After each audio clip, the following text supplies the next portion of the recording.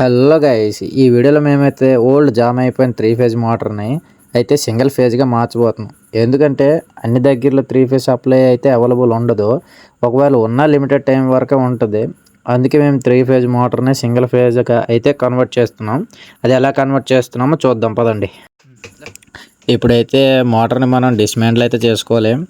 ఇదైతే ఫుల్గా రస్ట్ పట్టేసింది. అంత ఈజీగా నట్ బోల్ట్లు అయితే రావు, కాబట్టి మనం మిషన్తో అయితే కట్ చేస్తున్నాం. అది మా వాడైతే కట్ చేస్తున్నాడు మిషన్తోని. మా వాడు కటింగ్ అయితే చాలా బాగా చేస్తాడు.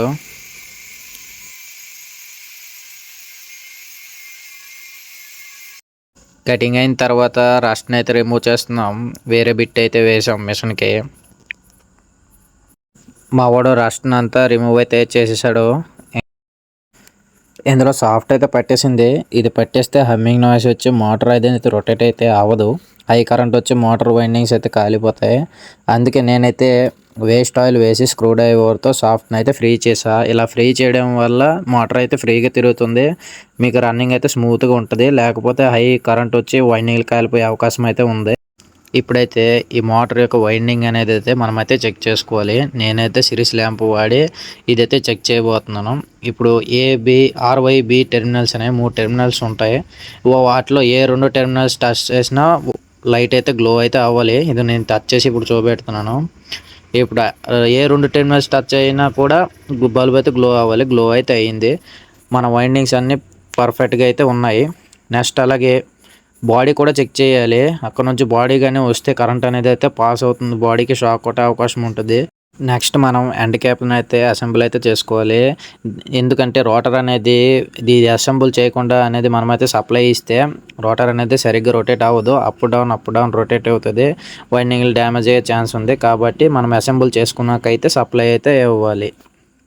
ఈ 3 ఫేజ్ మోటార్ని సింగిల్ ఫేజ్లోకి కన్వర్ట్ చేయాలంటే మనకు ఒక కెపాసిటర్ అనేది కావాలి. దీని వాల్యూస్ అయితే 36 మైక్రోఫారడ్ 440 విఏసి నేనైతే తీసుకున్నాను. ఇప్పుడైతే నేనైతే కనెక్షన్లు అయితే ఇస్తున్నాను. ఫస్ట్ మనకి ఆర్వైబిలోని ఆర్ నుంచి మనకి సింగిల్ ఫేజ్ సప్లై యొక్క ఫేజ్ వైరు అండ్ కెపాసిటర్ యొక్క వైరు ఈ రెండింటిని కలిపి ఆర్లోకి అయితే పెట్టాలి.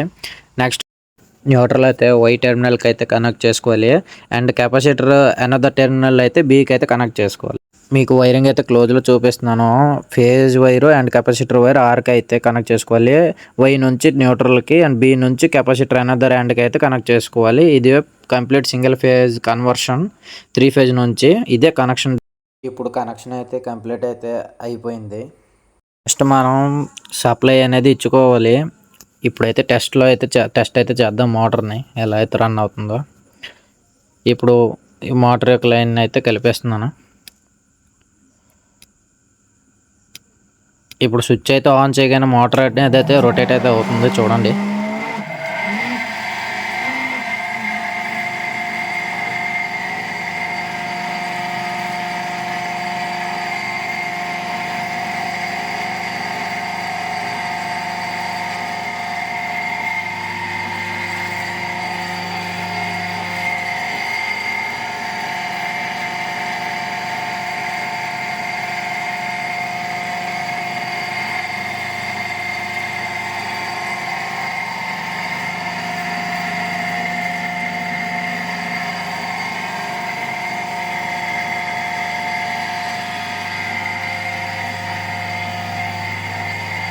గాయస్, ఈ వీడియో మీకు ఇన్ఫర్మేటివ్గా అనిపిస్తే మన ఛానల్ని లైక్ అండ్ సబ్స్క్రైబ్ చేసుకోండి. ఇలాంటి ఎలక్ట్రికల్ వీడియోస్ మరిన్ని అయితే చేయబోతున్నాం.